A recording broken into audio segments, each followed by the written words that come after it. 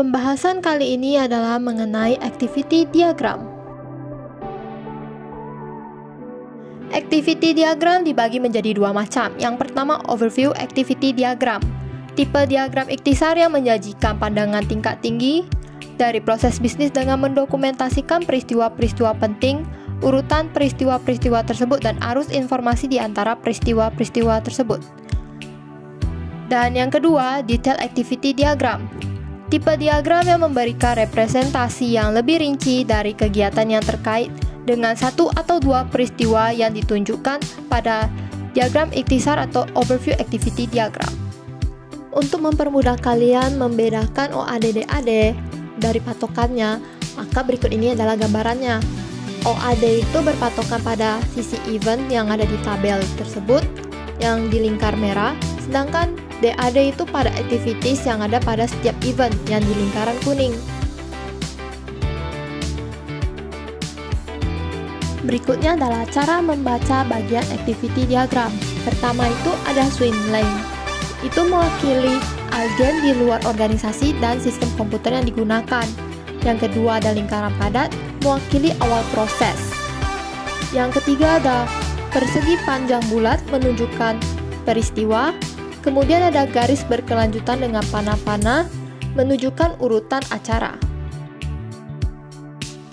Selanjutnya itu ada simbol dokumen, mewakili dokumen sumber dan laporan. Kemudian huruf kapital diikuti dengan titik 2 sebelum nama dokumen itu, mewakili referensi ke dokumen umum yang dibuat selama proses. Garis putus-putus dengan panah, mewakili aliran informasi antar peristiwa. Kemudian garis putus-putus menunjukkan bagaimana data tabel dibuat atau digunakan oleh peristiwa. Dan bullseye mewakili akhir dari proses. Selanjutnya, kita akan membahas bagaimana langkah-langkah membuat activity diagram. Nah, langkah-langkahnya itu pertama kita harus membaca narasi dan mengidentifikasi peristiwa-peristiwa penting. Kedua, membubuhi keterangan narasi untuk secara jelas menunjukkan batas-batas peristiwa dan nama peristiwa. Setelah itu, kita akan menyiapkan diagram aktivitasnya, di mana pertama kita harus mewakili agent yang berpartisipasi dalam proses bisnis menggunakan swim lanes. Kemudian kita membuat diagram setiap peristiwa.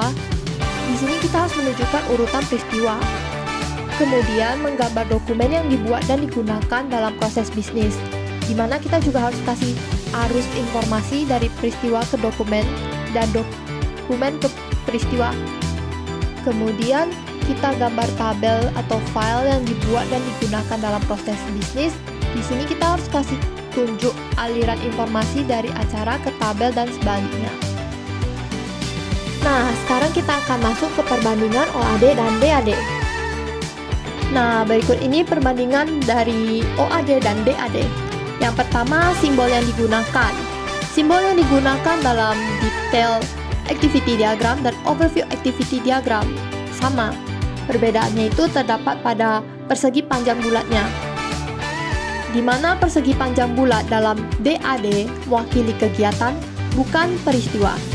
Kemudian di DAD terdapat dua simbol tambahan. Yang pertama itu simbol cabang atau berlian, titik di mana pemrosesan terbagi menjadi dua atau lebih jalur. Dan yang kedua simbolnya itu simbol catatan UML, di mana memungkinkan referensi ke informasi lebih rinci yang tersedia di diagram atau dokumen lain.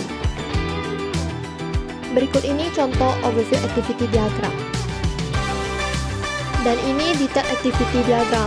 Seperti yang bisa kalian lihat, dia ini membuat diagram kegiatan-kegiatan yang ada di setiap event yang ada pada overview activity diagram.